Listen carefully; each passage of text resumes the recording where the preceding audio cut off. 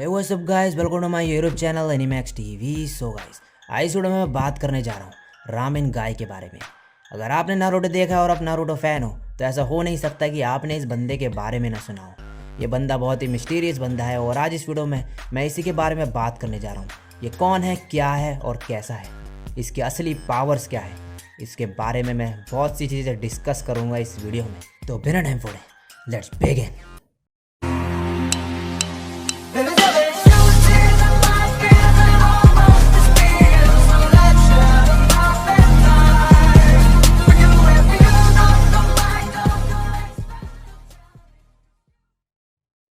तो भाई सबसे पहली बात कि इस बंदे का एक नाम भी है, इसका नाम है टियुची और ये बंदा रामेन इचिराकू का ओनर है। तो ये बंदा जो है वो सभी को रामेन खिलाता है बड़े चाव से और बड़े प्यार से, अपना मासूम सी चेहरा लेके। लेकिन भाई इस चेहरे को देख के धोखा मत खा जाना, क्योंकि ये बंदा जो है वो अपनी बेस फॉर्म में ही पूरे जितने भी शिनोबी विलेजेस हैं नारुतो वर्स में उन सभी को डिस्ट्रॉय कर सकता है। यकीन नहीं होता तो चलो भाई अब इसकी पावर्स के बारे में बात कर लेते हैं। सो इसकी जितने भी पावर्स है उनमें से पहली पावर का नाम है इसका नूडल रिलीज।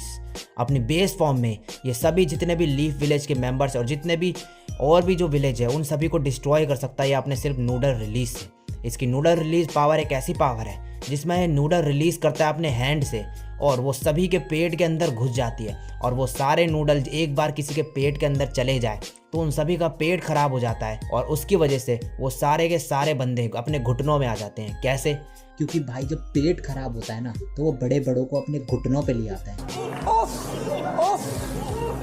तो भाई इस तरीके से ये अपने नूडल रिलीज से सभी को अपने घुटनों में बिठा देता है और पूरी ज़िंदगी भर के लिए ये वहीं रेस्ट रूम में बैठे रहते हैं सभी के सब बंदे। और भाई इसी के वजह से ये बंदा अपनी बेस फॉर्म में इतना ताकतवर माना जाता है। अब इसकी और पावर्स के बारे में बात करें तो वो और भी ज़्यादा खतरनाक होती जाती है। इसकी नेक्स्ट पावर का नाम है सेज ऑफ 6 नूडल्स। हाँ भाई सही सुना आपने, सेज ऑफ 6 नूडल्स। इस बंदे के पास सेज ऑफ 6 नूडल्स की पावर है जिस पावर से ये एक डिफरेंट लेवल में पहुंच जाता है। बिल्कुल इस पावर के अंदर इसके जो रामेन बॉल है वो किसी को भी टच करते हैं तो भाई उसका पूरा एग्जिस्टेंस ही ख़त्म हो जाता है। तो इसीलिए इस पावर को और इसकी इस फॉर्म को सबसे ज़्यादा स्ट्रॉन्ग माना जाता है।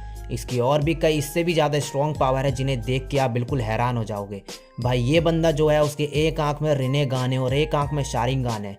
इसका जो माथा है उसमें इसकी एक ब्याकुगान भी छुपी हुई है जो ये कभी नहीं दिखाता जब तक ये किसी ओत्सुसुकी लेवल तक फाइट नहीं करे किसी ओत्सुसुकी क्लैन के मेंबर से। ये वहीं पे दिखाता है अपनी ब्याकुगान, क्योंकि फिर ये अपनी तीनों जो आई है उनका एक कॉम्बिनेशन बना के अपनी एक स्पेशल पावर रिलीज करता है जिसका नाम है रामेन गान। आपने रासेंगान का नाम सुना होगा लेकिन भाई आपने रामेन गान का नाम नहीं सुना होगा। लेकिन ये जो पावर है, स्पेशल jutsu है, ये सिर्फ टियुची के पास है। ये बहुत ही आपको सुनने में अजीब लग रहा होगा लेकिन रामेन गान में जैसे रासेंगान का चाकरा का बॉल होता है, इसमें इसके नूडल का बॉल होता है। उसमें किसी के भी मुंह के अंदर नूडल का बॉल डाल दिया एक बार इसने तो वो बंदा एक ऐसे डिमेंशन में पहुंच जाता है जहाँ पे चारों तरफ उसके नूडल्स ही नूडल्स होते हैं और जब तक वो उस नूडल को वहाँ से नहीं ख़त्म कर देता खा के तब तक वो वहाँ से बाहर नहीं आ सकता। लेकिन भाई उन नूडल्स को ख़त्म करना इतना आसान नहीं होता, क्योंकि भाई वो नूडल्स इतने होते हैं, अनलिमिटेड क्वांटिटी में होते हैं वो नूडल्स कि आप खाते खाते एक बंदा जो है वहीं पे ख़त्म हो जाता है उस बंदे को, लेकिन नूडल्स ख़त्म नहीं होते।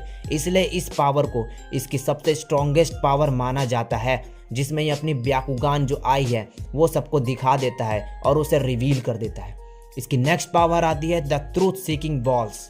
हाँ भाई आपने सही सुना, द ट्रूथ सीकिंग बॉल्स। आपने ट्रूथ सीकिंग ऑब्स का नाम सुना होगा लेकिन ट्रूथ सीकिंग बॉल्स का नाम आपने नहीं सुना होगा। ये इसकी बहुत ही ज़्यादा स्ट्रॉन्ग पावर है। इसकी मदद से ये पूरे मल्टीवर्स को अकेले हरा सकता है, पूरा डिस्ट्रॉय कर सकता है। भाई इसकी पावर इतनी खतरनाक है, इससे इसे अल्टीमेट बूस्ट मिलता है अपनी सभी पावर्स के लिए। तो ये जो ट्रूथ सीकिंग बॉल्स की इसकी पावर है, जैसे नारुतो के पास है सेज मोड, इसके बाद है ट्रूथ सीकिंग बॉल्स का मोड। इसमें ये इससे अपनी पावर को डबल एक्स्ट्रा और गेन कर लेता है और 2 गुना ज़्यादा खतरनाक बना देता है अपनी पावर्स को। तो भाई अगर इसमें इतनी पावर्स है तो ये वॉर आर्क में क्यों नहीं आया नारुतो के विलेज को बचाने के लिए, उनका साथ देने के लिए शिनोबी का? तो भाई इसलिए नहीं आया, किशिमोतो ने इसे इसलिए नहीं वहाँ पे रखा क्योंकि अगर ये वहाँ पे आ जाता तो इसको कुछ ही सेकंड्स लगते शायद कि ये पूरे ओत्सुकी क्लैन जितने भी वहाँ पे एनिमी थे इनके सबको एक ही बार में अपनी स्पेशल पावर से हरा सकता था ये। इसलिए किशिमोतो ने इसे वहाँ पे नहीं भेजा जानबूझकर और इसे रामन शॉप में ही रखा हमेशा के लिए, जिसकी वजह से जो है एक बैलेंस बना रहे बुराई और अच्छाई का। क्योंकि भाई ये बहुत ही ज़्यादा स्ट्रॉन्ग है और ये अगर अच्छाई का साथ दे दे तो भाई पूरे जितने भी बुराई है वो एकदम एग्जिस्टेंस से ही ख़त्म हो जाएगी। तो एक बैलेंस बनाने के लिए इसे एक रामेन शॉप में बिठा दिया गया है, जिसकी वजह से एकदम जो बैलेंस है वो बना रहे बुरे लोगों में और अच्छे लोगों में। तो इसलिए इसे रामेन शॉप से कभी बाहर नहीं लाया जाता और वहीं पर इसे एक शेफ़ बनाया गया है। तो भाई नेक्स्ट टाइम से इसको कमज़ोर मत समझना, ये बंदा बहुत ही स्ट्रॉन्ग है और इस बंदे को हमेशा रिस्पेक्ट देना क्योंकि एक मॉन्स्टर है। ये बहुत अच्छा बोलिया, ये बहुत अच्छा। इन सारी चीज़ों को सीरियसली मत लेना, ये सारी मजाक की बातें। तो भाई ये वो चीज़ें थी जो फ़ैन क्रिएटेड चीज़ें थी और लोग जो इसके बारे में कहते हैं ऐसी मजाक मजाक में, क्योंकि आपने बहुत सारी चीज़ें सुनी होगी नारुतो के बारे में, बहुत ही डिफरेंट मतलब वियर्ड टाइप की थ्योरीज आपने सुनी होगी, उनमें से कुछ थी मतलब इसकी बातें जो लोग मजाक बनाते हैं ऐसी भाई नारुतो के बारे में। तो भाई थोड़ी सीरियस बातें कर लें, असली में ये कौन है?